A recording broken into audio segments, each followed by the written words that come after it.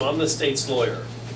So that means that I am in the executive branch and that I represent all executive branch agencies. So that's everything from the governor to all of the agencies, you know, the Board of Education, State School Superintendent, Corrections, Pardons and Parole, you name it, I got it. Some I'd like to have, some I'd like not to have. It sort of that comes with the job. You know, in private practice, you get to choose your clients. I don't. In private practice, if a client doesn't follow your advice, you send them a letter of withdrawal. I can't. I'd like to at times when that comes up. But it's a great position, a great honor. I work with the legislature, as Mike had talked about, but I don't represent the legislature. I work with the judges and the justices a lot, but I generally don't represent the judges. There's a couple exceptions where we will represent them for free. For instance, if they get sued by a sovereign citizen, it's in the course of them being a judge, we're gonna provide representation to them. We actually had a district attorney a couple years ago who put someone in jail, and the next thing you know, they filed an involuntary bankruptcy against her in federal court. So we represented her because it related to her position as the district attorney. Danny Porter recently in Gwinnett County put a guy in jail. I didn't know anything about it naturally because it was Danny Porter's case, not my office's case. Next thing I knew, Danny and I got sued for $20 billion. That's with a B. If you're gonna sue me, go big. Yeah, absolutely. So he decided that since he's a sovereign citizen, Danny couldn't really go to a grand jury to have him indicted, to prosecute him, to send him to jail, and as a result of those illegal actions, he somehow or another decided I needed to be sued along with the DA of Gwinnett County for $20 billion. So I'm glad that he knew how to count that high at that point. So it's a fun job. We deal with every single issue. The press covers certain issues versus the vast majority that we handle. We've got about 20,000 files in the office. So I generally deal with the cases that are either constitutional in nature, where they're questioning the constitutionality of a state law, a constitutional amendment, and I deal a lot with cases relating federal constitutional law. So we were, for instance, involved in the Town of Greece, New York case on the First Amendment, prayer before meetings. We were involved in 2 cases concerning the Second Amendment. I saw Mike has got the signs about his representation and support of the Second Amendment. We work a lot with the NRA, and we're involved in a lot of that litigation. We have, of course, a lot of Fourth Amendment cases, and because my office handles the death penalty for the state of Georgia, we handle all the Eighth Amendment issues for the state in that regard.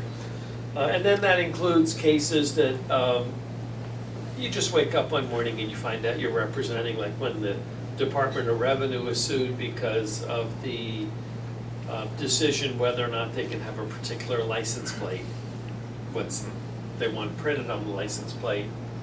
Or someone goes up to the Board of Driver Services and decides that they want their sex changed because they woke up and decided they wanted that. You think I'm kidding, but she's on the board and she saw it, you know? And the only reason I mention it, frankly, is because Virginia's on the board. The best comment out of that meeting, I think, was actually a sheriff who I know well, who's on the board, who says, well, if you go to my jail, I know which part you'll be in. But anyway, and then we do a lot of what's in the federal overreach area with this president, with this administration. So I have a lot of litigation concerning him and his agency. So over and above the Affordable Care Act, the Obamacare litigation, we're involved in the Paulding litigation on the employer mandate. We were involved in Hobby Lobby, and I noticed Hobby Lobby's just down this strip center. We were involved in Conesaga Lumber, which is a case just like Hobby Lobby. We were involved in Little Sisters, in that case just like it. We're involved in Dodd-Frank, which is to the finance sector what the Affordable Care Act was to the healthcare sector. That case was argued in the DC Circuit Court. We're literally waiting for that decision to come out any day. That case has a good shot of frankly making its way to the US Supreme Court.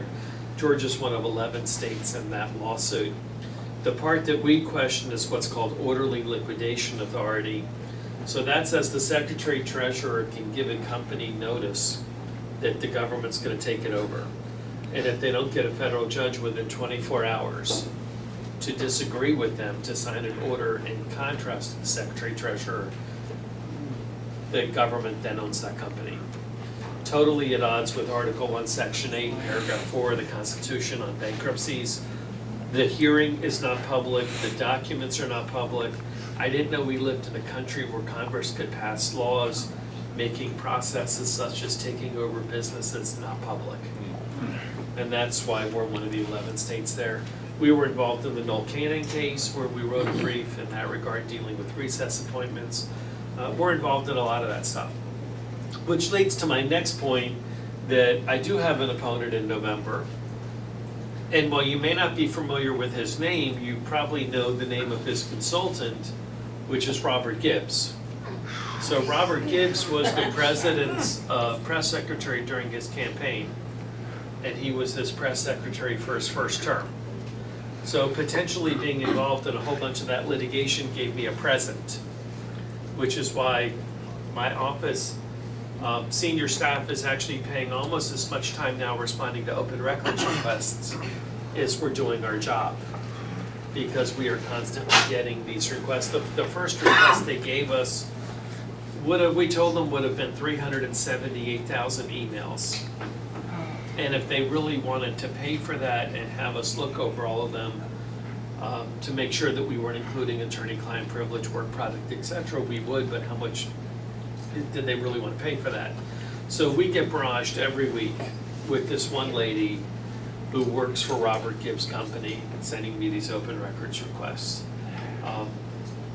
Now, having said that, it's really not special for me.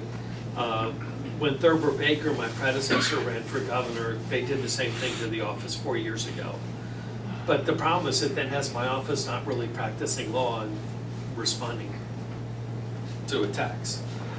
And I mention that because I'm cognizant of the fact I'm in Paulding County. And Paulding County, similar to Cobb County, is predominantly Republican. And there may be some of your colleagues that sit there and say, so it's not so important to vote in November because Republicans do well in Paulding County. But remember, we don't live in the unit system anymore. We live in the system where it's the person that gets the greatest number of votes November 4. So it's really important for all of your neighbors to come out and vote for the Republican candidates, because the contest isn't decided by who wins Paulding County. The contest is decided naturally statewide. And for any of you to think that Georgia is like Alabama or South Carolina, it is not. There are two parties in this state. And these are contests.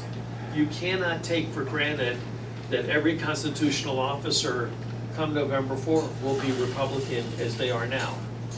The only way every constitutional officer is Republican is with your help and with your work. Because do not take it for granted. It's about a 6-point delta between Republicans and Democrats in this state. So it's really important that people come out and vote. It's really important you get your friends to come out and vote. If you take it for granted, we'll lose. It is a real race in our state. Now you need to run on your record, and I've done a lot regarding sex trafficking, a lot regarding drug abuse, a lot regarding Medicaid fraud, and a lot of things we can talk about. But at the end of the day, you need to get your friends to go out and vote. If you just assume, okay, I live in Paulding, it's Republican, that doesn't help us statewide. So we really need your help. At this point, what I really want to do is take questions, so I'm happy to take any questions. If they're hard, I'll give them to Micah. If they're easy, I'll give them to Dugan. And if they're in between, we'll give them to Heath, and we'll go from questions. Yes, ma'am. Question. I heard the other day, and this is one thing that the Obama administration is doing widely. We voted for a constitutional amendment about marriage being a twin. Right, And I know now that they are having people to come up and do lawsuits Right. to try to overturn it, and they have in several states. right. So where do we stand here? Because, I mean, I think it's wrong that, you know, when the people say something, then they try to go and change what the people want. Okay, so a lawsuit was filed 2-3 months ago, 4 months ago in Georgia. About a month before, a lawsuit was filed in Florida. About a month after, a lawsuit was filed in Alabama. There recently was a decision in Tennessee that actually went in favor of the state. I say that because a lot of times you say that you hear, you know, you're wasting taxpayers' money, you're gonna lose, et cetera. Well, Tennessee, the judge ruled in favor of Tennessee law. Let me give you a different kind of answer though, because remember, I'm the state's lawyer. So when the state is sued, I put on my legal hat rather than a political hat. So as I mentioned before, I'm a member of the executive branch.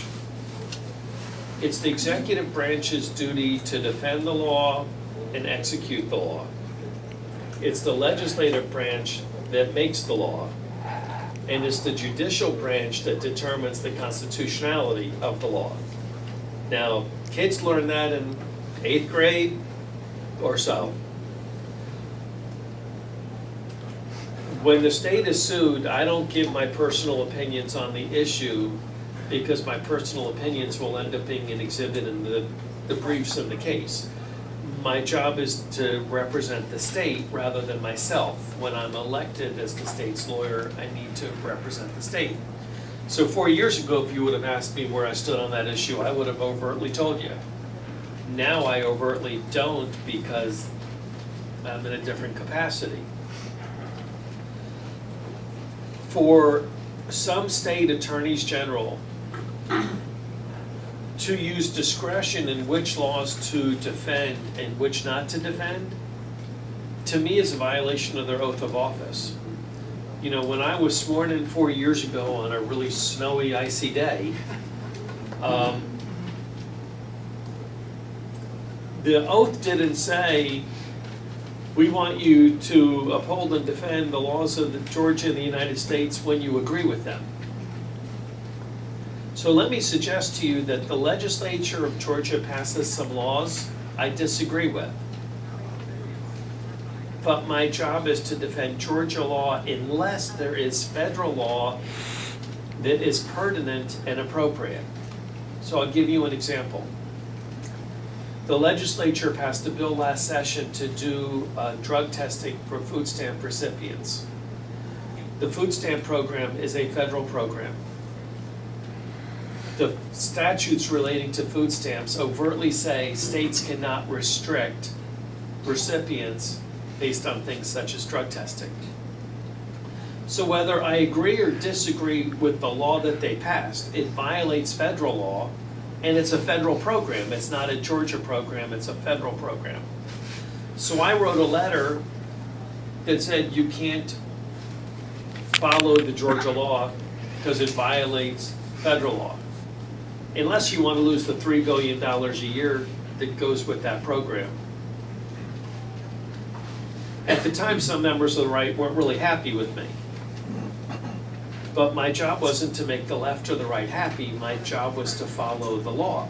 And I want you to assume that we had told certain individuals in the legislature during the process the bill was a problem, but we did it below the radar, not above the radar. If I start telling people publicly whether I think a proposed bill is legal or illegal, that's another set of whole problems I have in subsequent litigation. When the lawsuit was filed on the constitutional amendment, all of a sudden the left decided I was the devil because I was defending Georgia law. There is no US Supreme Court case that is contrary to the constitutional amendment. Now, when these cases go up to the US Supreme Court, whichever way the US Supreme Court rules is going to be the law of the land, and that's the law that we follow as a citizen of our country. But until the US Supreme Court rules, I have an obligation to defend Georgia law, and I'm going to do it. So we recently filed our motion. I presume it will get heard in the next couple months. We don't have a date yet. The Florida case, as I mentioned, is a little bit ahead of us in that regard. And so what generally will happen is when that case goes up to the 11th Circuit, the cases in Alabama and Georgia in all likelihood will be stayed and we'll all write briefs in the 11th Circuit matter. But it's my job to defend Georgia law. And that's what the executive branch does. The whole idea that Virginia, Oregon, Pennsylvania, that their attorneys general say, no, I don't like that law, I'm not gonna follow it, that's anarchy. That's not being a lawyer and representing your state. Yes, sir.